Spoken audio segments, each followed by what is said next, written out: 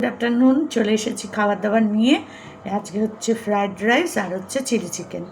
এই হচ্ছে আজকে আমাদের দুপুরের খাবার দাবার। তো চলো খাই, আমার একটা প্রিয় ডিশ। আজকে বাবা হাসি মুখে খাবো না, আজকে গোমরা মুখে একদম খাবো না, একদম না। তো আমি আবার কি করি বলো তো, খুব বাজে বাজে কিছু স্বভাব আছে আমার। মানে সেই ছোট থেকেই করে আসছি এই স্বভাবগুলো, বাজেই বলো আর ভালোই বলো। কিশমিশগুলো না আমি বেছে বেছে তুলে রাখি। কেন বলো তো, আমি লাস্টে খাই কিশমিশগুলো, আমার খুব ভালো লাগে। তো সেগুলো আমি একটু বেছে বেছে তুলে রাখি, তারপর সেগুলো আমি লাস্টে খাবো। সম্পূর্ণ খাওয়াটা শেষ হয়ে যাবে, তারপরে গিয়ে আমি ওই এগুলো খাবো। আর এই দেখো শুকনো লঙ্কা দিয়েছে কত, বাপরে বাপ। তো চলো খেয়ে নিই, একটুখানি নিয়েছি কারণ আমার পেটের পরিস্থিতি খুব একটা ভালো না। আর ওইখানে যা দেখায় তা কিন্তু থাকে না, কেন জানি না এত বেশি বেশি দেখায়। তো যাই হোক, যাই দেখাক আমি তাই খাবো। চলো শুরু করি।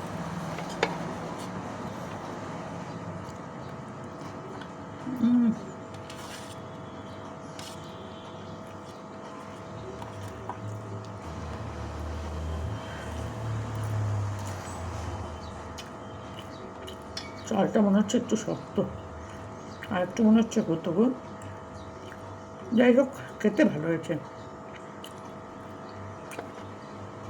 আর একটু হতো, মেয়ে খেতে বসেই বলবে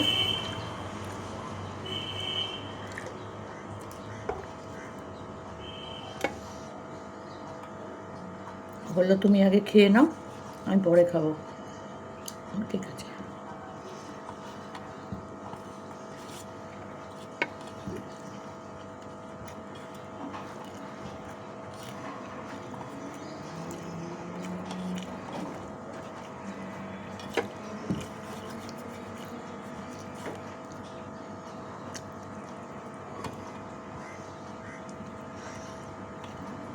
এইটুকু মাংস নিয়েছি একটা, এই একটা, ব্যাস, এর থেকে বেশি নয়।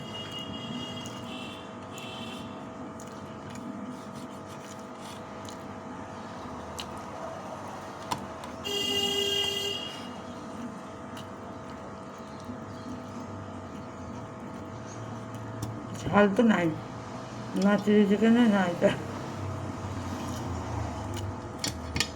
এই শুকনো লঙ্কাই মাখি, কী করবো, না বেশি মাখবো না, পেটটা ভালো না।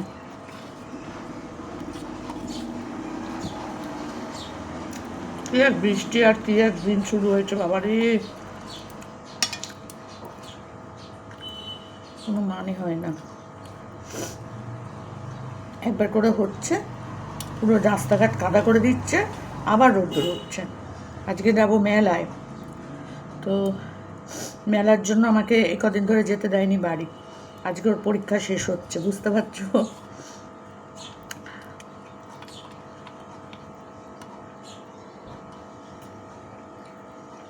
বড় নাতনির আজকে পরীক্ষা শেষ হচ্ছে, সেই জন্য আজকে মেলায় যেতে হবে। কিন্তু বৃষ্টি যেন না হয় বাবা, বৃষ্টি হলে বলো কাদা কাদার মধ্যে ভালো লাগে মেলা ঘুরতে।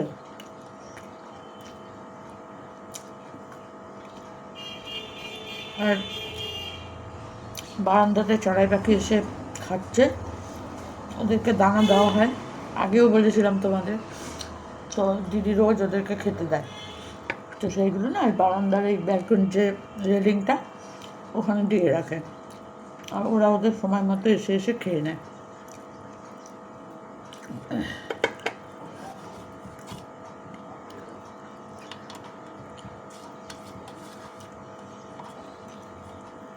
এখন তিনটে খাচ্ছে, তিনজন।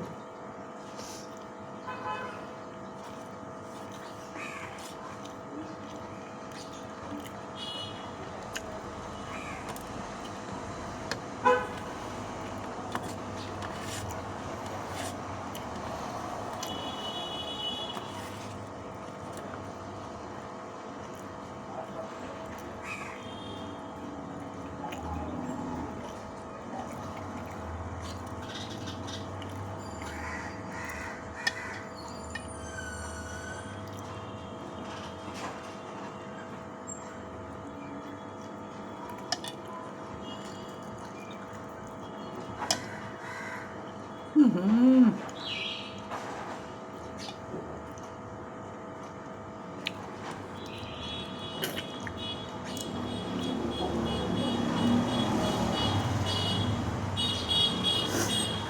বাদামের মধ্যে নুন আটকে ছিল,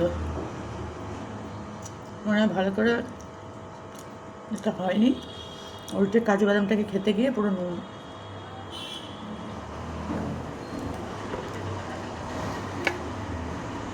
আমার হাজব্যান্ড এত সুন্দর চিলি চিকেন রান্না করতো না গো, ওই চিলি চিকেন আমি আর কোথাও পাই না, ওই টেস্টটা অপূর্ব অপূর্ব।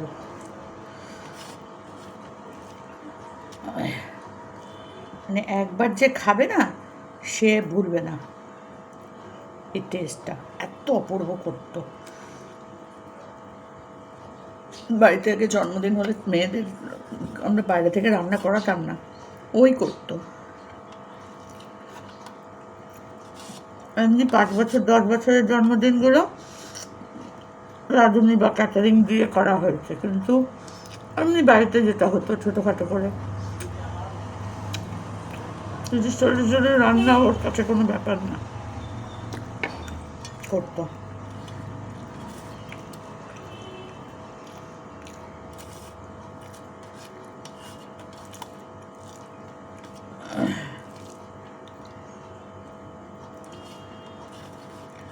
দারুণ রান্না করতো সত্যি করে। আমার মা, আমার বোন হেভি রান্না করতো।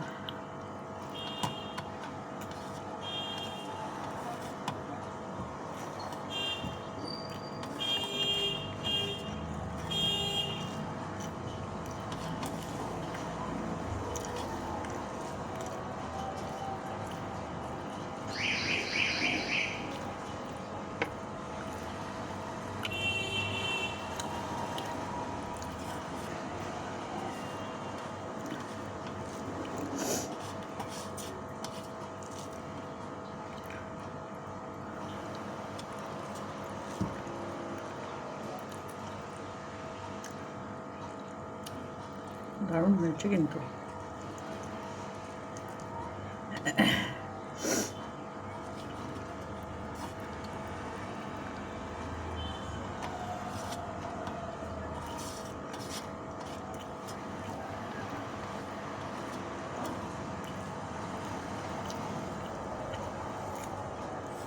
এতক্ষণে লঙ্কা দেখতে পেলাম, বলো? পুরো ভাত খাওয়া হয়ে যাওয়ার পর যদি লঙ্কা দেখতে পাই, খাওয়ার না মাথাটা গরম হয়। এতক্ষণ এগুলোকে আমি ক্যাপসিকাম ভাবছিলাম। ভালো কাণ্ড।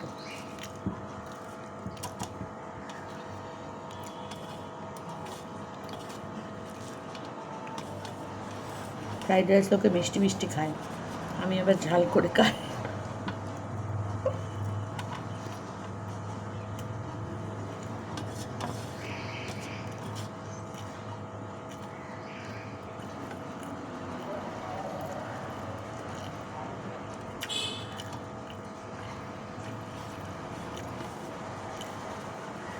এবার ঝাল হয়ে গেছে। আমার মা কি সুন্দর ফ্রাইড রাইস রান্না করতো বিশ্বাস করো। তবে কি আমাদের বাড়িতে চিলি চিকেন পিকেন এসব হতো না, এগুলো আমি বলতে গেলে আমার শ্বশুরবাড়িতে এসেই খাওয়া শিখেছি, এগুলো আমাদের বাড়িতে হতো না। আর চিকেন তো আমার শ্বশুরমশাই শাশুড়ি মা, মানে আমি যখন এলাম তখন ঢুকতোই না, চিকেনের ডিম কিছুই ঢুকতো না।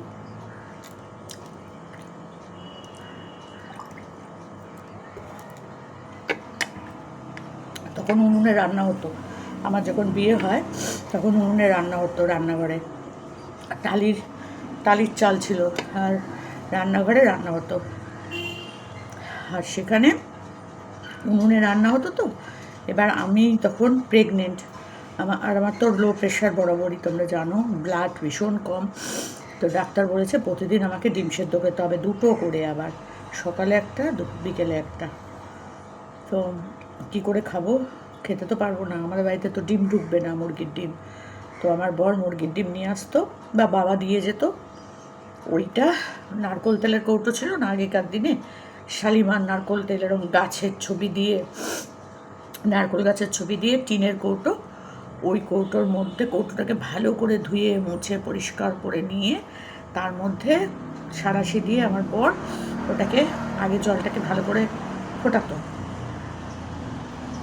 হ্যাঁ তাই হবে, দিয়ে তার মধ্যে গরম মানে ডিমটাকে আস্তে করে দিত, দিয়ে এরকম উনুনের ওপর ধরে থাকতো। ভাবো, উনুনটা তখন, হ্যাঁ উনুনটা জ্বলার পর আগুনটা নিচে, আগুনটা আর ওরকম সাঁড়াশি দিয়ে ধরে থাকতো, জলটা টপক টপক করে ফুটে যেত, তাড়াতাড়ি ফুটে যেত ডিমটা দেওয়ার পর, এমনিতেই গরম জল থাকতো, কখনো কখনো ওর মধ্যে ডিম দিয়ে জল দিয়ে একবারে ধরে থাকতো, এরকম করে ফুটিয়ে ফুটিয়ে তারপরে আমাকে ডিম সেদ্ধ দিত। তো অর্ধেক দিনই ডিমটা প্রপার মানে শক্ত সেদ্ধ হতো না, হাফ বয়েল হতো। কতক্ষণ ধরে থাকবে আগুনের ওপর, বেশিক্ষণ তো ধরে থাকা যায় না, তাই না? আর সাঁড়াশি দিয়ে ধরে ধরে থাকতো, এই হাফ বয়েল করে করে আমি খেতাম। তাও কোথায় খেতাম যেন, কুয়োতলায়, বাইরে একদম খোলা আকাশের নিচে, যেগুলো কোনো সময় করা উচিত না একটা প্রেগনেন্ট মহিলার, ওরকম আকাশের তলায় খাওয়া উচিত না।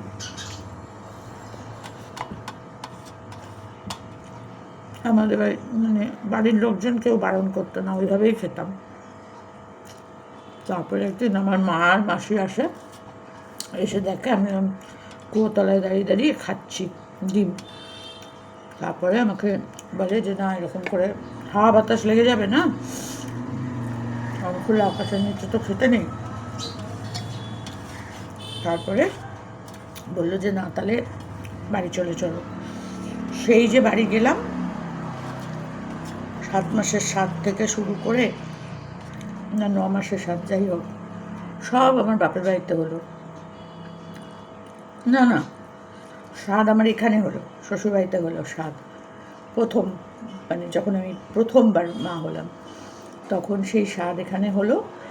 হওয়ার পর লোকজন নেমন্তন্ন করা হলো, আমার সব মাসি পিসি কাকিমা সবাই এসেছিল, আর এদের বাড়িরও কিছু লোকজন, সবাই মিলে 80-90 জন লোক নেমন্ত্রিত হয়েছিল, সব মহিলা। খাওয়া দাওয়া করে টোরে তার 3-4 দিন 5 দিন বাদে চলে গেলাম বাড়ি। সেই না, আমার বাচ্চা তো থাকেনি, সে বাচ্চা তো মারা যায়। সেই তো তারপরে তো আমি অনেক দিন আমি অনেক মাস বাপের বাড়িতেই ছিলাম। তো কী আর করবো বলো, কপালে যদি না থাকে সুখ, তুমি কী করবে বলো? প্রথম বাচ্চাটা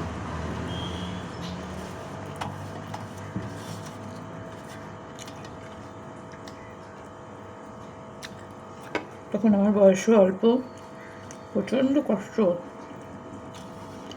হাঁটতে চলতে পারতাম না, কী অবস্থা, মাটিতে বসতে পারতাম না। 4.5 কেজি ওজন বাচ্চাটা রয়েছিল। যারা দেখেছে, আমি তো দেখিনি, বলে ভুরুগুলো, আমার তো ভুরু নেই, সে ভুরুগুলো বলে তুলি দিয়ে এরকম আঁকা, কালো ওইটুকু বাচ্চার ভুরু এইরকম সরু করে নাকি আঁকা, মাথা ভর্তি চুল, এত চুল হয়েছিল মানে দেখার মতো। কিন্তু কেউ একটা ছবি তুলেও রাখেনি। অনেক কষ্ট পেয়েছি, ও হওয়ার সময়, হওয়ার আগে থেকেই খুব কষ্ট পেতাম, শারীরিক।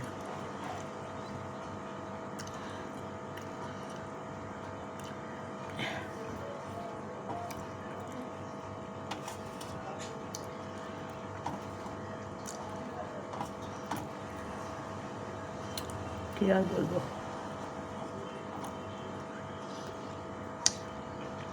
তো ওরকমভাবে কোন ডিম সেদ্ধ থেকে কোথায় চলে গেলাম দেখো। যাই হোক, ওরকমভাবে ডিম সেদ্ধ খেতাম। তারপর আস্তে আস্তে আস্তে আস্তে 2 ছেলে, বাড়িতে মুরগির ডিম, মুরগির মাংস, তখন গ্যাস হয়ে গেল, গ্যাস নিয়ে আসা হলো। তারপরে মুরগির ডিম, মুরগির মাংস সব। আগে তো চটমুড়ি খেলেও আমাদের হাত ধুতে হতো, বিছানায় বসে খেতে পারতাম না, অনেক এই ছিল। এবার ঠাকুমা মারা যাওয়ার পর থেকে আস্তে আস্তে আস্তে আস্তে একটু একটু একটু একটু করে চেঞ্জ। এখন তো আর বলার মতো না, সবই হচ্ছে।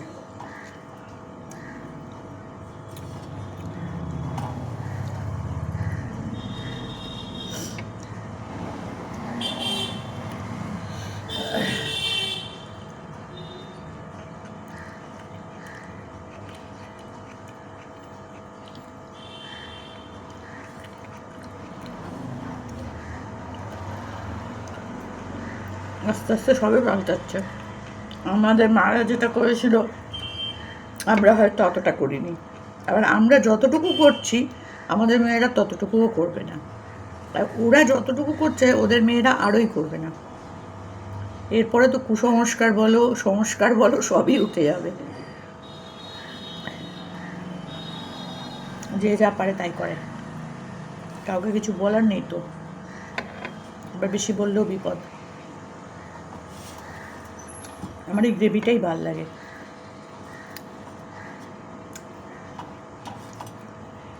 চলো আমার খাওয়া কমপ্লিট, এবার খাবো কিশমিশগুলো। ছোটো থেকেই আমি এরকম করে খাই জানো, সবাই বলে কিশমিশ খাবে না, এমা কিশমিশ সরিয়ে রেখেছো কেন, খাবে না? হ্যাঁ খাবো, ফেলা নেই কোনো।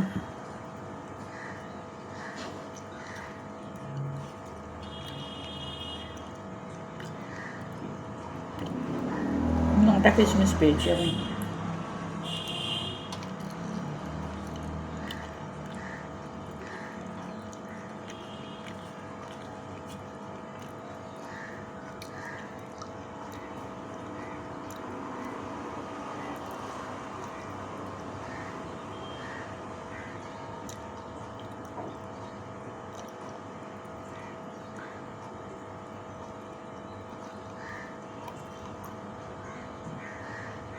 সবাই এগুলো মারপিট করছে আর খাচ্ছে, ওকে ছেলে সরিয়ে দিচ্ছে, ওকে ছেলে সরিয়ে দিচ্ছে, এখন একজন একাই খাচ্ছে।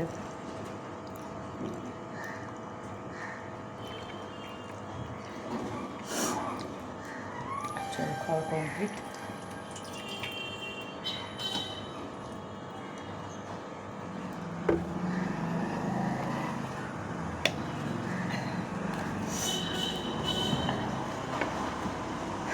খাওয়া কমপ্লিট হয়ে গেল, এবেলার মতো খাওয়া দাওয়া কমপ্লিট, ওবেলারটা ওবেলায় দেখা যাবে। ভালো লাগলে একটু লাইক কমেন্ট করো, একটু দুঃখের কথা শেয়ার করে ফেললাম, কী আর করবো। ডিম সেদ্ধ থেকে মনে পড়লো আস্তে আস্তে চিকেনের তো প্রশ্নই ছিল না, ডিমটা কিভাবে খেতাম সেটা তোমাদের সাথে একটু শেয়ার করলাম, তার মধ্যে অনেক দুঃখের কাহিনী তোমাদের সাথে শেয়ার করলাম। আমার জীবনে দুঃখের কাহিনী একটু বেশি, কিন্তু আমি সেগুলো সবসময় তোমাদের কাছে, সবসময় কেন কোনো সময় খুব একটা শেয়ার করি না। কী হবে, দুঃখ শেয়ার করলে দুঃখ বাড়ে জানো তো, লোকে বলে দুঃখটা শেয়ার করবে তোমার দুঃখটা একটু কমবে, লোককে বললে পরে একটু কমে, ছাতার মাথা, লোক আরও বেশি ওটা নিয়েই শুরু করে দেয়, ও জানো তো ওর না এই হয়েছে, জানো তো ওর না এই করেছিল। কোনো দরকার নেই বাবা, এরকমই একটু শেয়ার করলাম তোমাদের কাছে। দেখো এটা নিয়েও আবার কে আবার কী কমেন্ট করে তার ঠিক ঠিকানা নাই। তো যাই হোক, যে যেরকমভাবে দেখবে শুনবে তার ব্যাপার, আমি তো আর কাউকে বলা বন্ধ করতে পারবো না। তো চলো আজকের মতন ভিডিওটা এখানেই শেষ করলাম।